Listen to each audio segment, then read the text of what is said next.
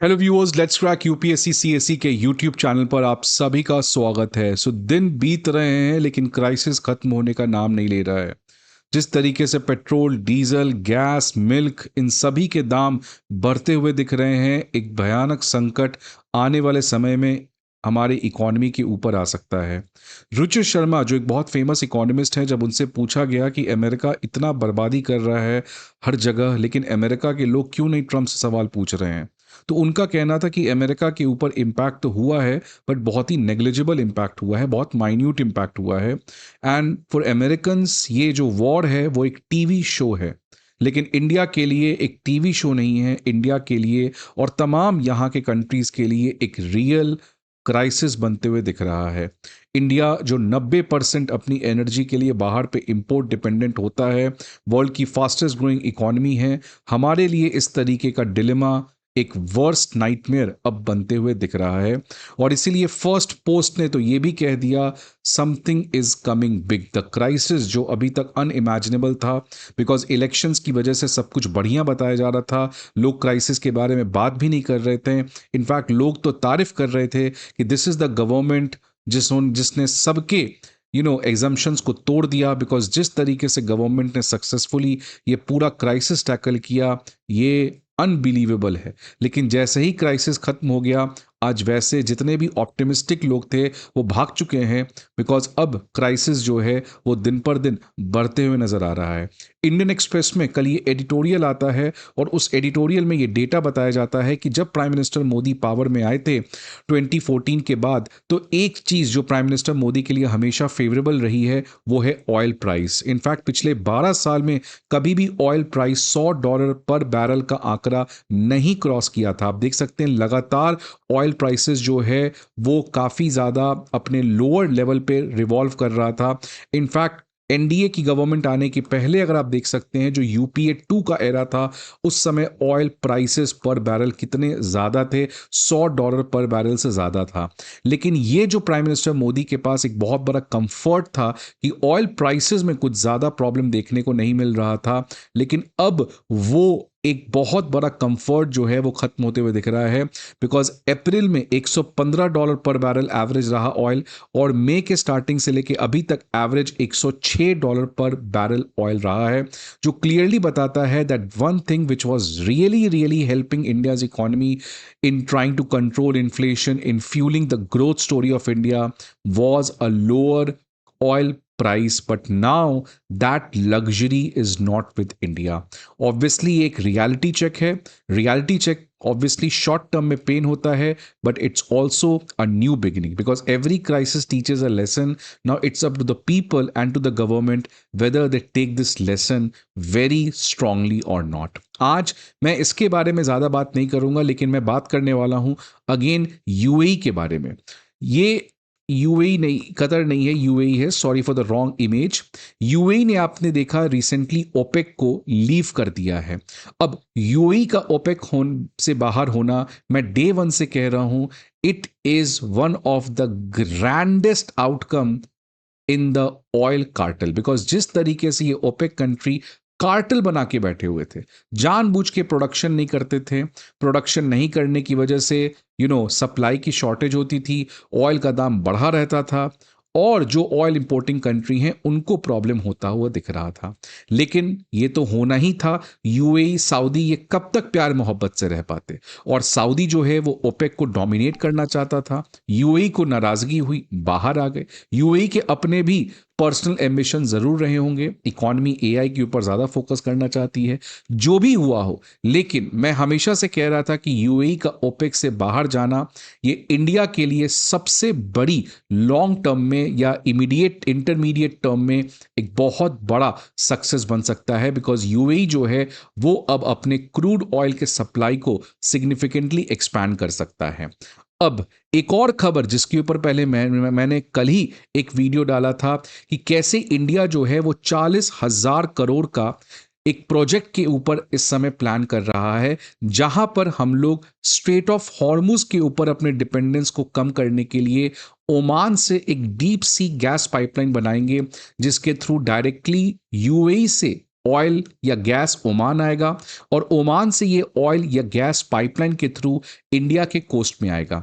Business today, economic times, तमाम तरीके की न्यूज़ रिपोर्ट ने इसको कवर किया कि इंडिया जो है वो इस particular deep sea gas pipeline का फिजिबिलिटी रिपोर्ट इस समय बना रहा है। आज टेक्नोलॉजी की वजह से ये काफ़ी ज़्यादा पॉसिबल है कि आज हम लोग कम कॉस्ट में इस तरीके की डीप सी गैस पाइपलाइन को लगा सकते हैं। लेकिन ये डीप सी गैस पाइपलाइन को लगाने में सबसे बड़ी प्रॉब्लम क्या थी कि आप ओमान से पाइपलाइन तो लगा लेते, लेकिन आपको यूएई, कतर से चीज़ें यूएई आती, यूएई से ओमान आता। अगर मैं यूएई की बात करूं तो यूएई का जो मैक्सिमम गैस या ऑयल फील्ड है, ये यूएई के आप देख सकते हैं इधर है, वेस्ट में है। यूएई के वेस्ट में ये रहा यूएई, यूएई के वेस्ट में है आपका ये सारा ऑयल और गैस, और इसी की वजह से यूएई जो है वो इस रास्ते से स्ट्रेट ऑफ हॉर्मुज होते हुए इंडिया या तमाम कंट्रीज में सप्लाई करता था।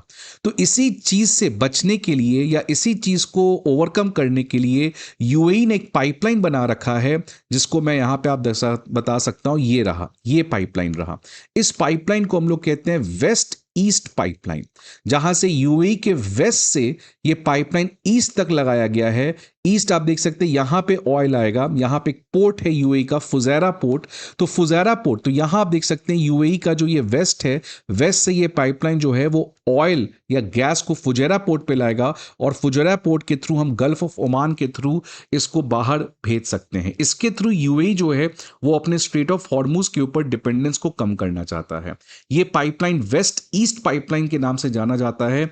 लगभग 500 किलोमीटर का ये पाइपलाइन है और ये पाइपलाइन ऑलरेडी इस समय एग्जिस्टिंग है, जिसके थ्रू हर दिन पर डे लगभग 15 लाख बैरल का आप क्रूड ऑयल इस पाइपलाइन के थ्रू भेज सकते हो, जिसके थ्रू ऑलरेडी यूएई जो है वो काफी हद तक स्ट्रेट ऑफ हॉर्मुज के ऊपर अपने डिपेंडेंस को कम कर दिया। लेकिन जब से यूएई ओपेक से बाहर हुआ है तो एक बात तो क्लियर है कि यूएई आने वाले समय में एग्रेसिवली अपने ऑयल सप्लाई को काफी बढ़ाएगा, और इसीलिए जो एग्जिस्टिंग वेस्ट ईस्ट पाइपलाइन है जिसकी कैपेसिटी इस समय 1.5 मिलियन बैरल पर डे है, ये अब काफी कम है। बिकॉज पहले कुछ तो यूएई स्ट्रेट ऑफ हॉर्मुज से भेजता था, कुछ पाइपलाइन के थ्रू भेजता था।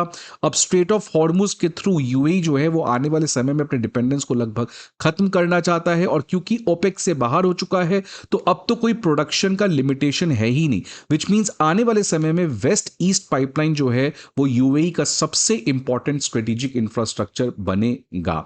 और इसी को अगर आप इस डॉट के साथ कनेक्ट करें कि इंडिया जो है वो भी इस तरीके का 40,000 का एक सब सी गैस पाइपलाइन बनाने जा रहा है, ऑब्वियसली ये दोनों डॉट से क्लियर है कि यूएई जो है वो अब अपने ऑयल या डीजल को फुजैरा पोर्ट पे भेजेगा। फुजैरा पोर्ट से ये फिर इंडिया आ सकता है, वाया ओमान आ सकता है, या डायरेक्टली आ सकता है। और इसमें डीप सी गैस पाइपलाइन के थ्रू अगर आता है तो उससे जितने भी आपके सरफेस के ऊपर अटैक हैं उससे ये बच सकता है। दूसरा इसकी एडवांटेज है, पाइपलाइन से ऑयल को भेजना, गैस को भेजना, ये सबसे चीप है एज कंपेयर टू अगर आप इसको शिप से भेजते हो। ऑब्वियसली इसमें चैलेंजेस हैं, कोई जाकर समुद्र के अंदर इन पाइपलाइंस को डिस्ट्रॉय भी कर सकता है, बट उसके भी टेक्नोलॉजी आ सकते हैं आने वाले समय में। तो अब ये क्यों इंटरेस्टिंग हो जाता है, बिकॉज आपको पता है प्राइम मिनिस्टर मोदी जो है वो एक यूएई में छोटा सा स्टॉप ओवर लिए हैं जिसमें काफी सारे एग्रीमेंट हुए। इनफैक्ट स्ट्रेटेजिक डिफेंस पार्टनरशिप भी इंडिया और यूएई के बीच में हुआ, और इसी मुलाकात के बाद आप देख सकते हैं यूएई ने कहा है fast track construction of new pipeline.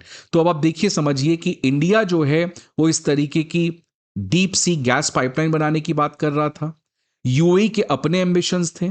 Obviously India है इंपोर्ट डिपेंडेंट, तो इंडिया की प्रॉब्लम ज्यादा बड़ी है।